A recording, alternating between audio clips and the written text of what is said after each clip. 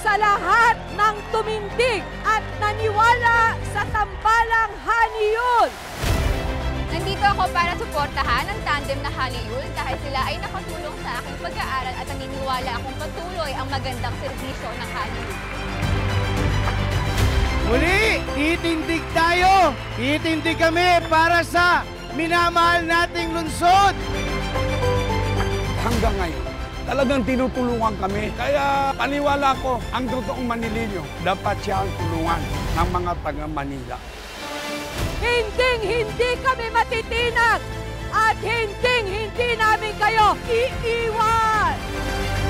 Malaki po talagang naitulong sa amin sa barangay namin sa Baseco. Magpatuloy po yung pagtulong nila sa lahat po ng tao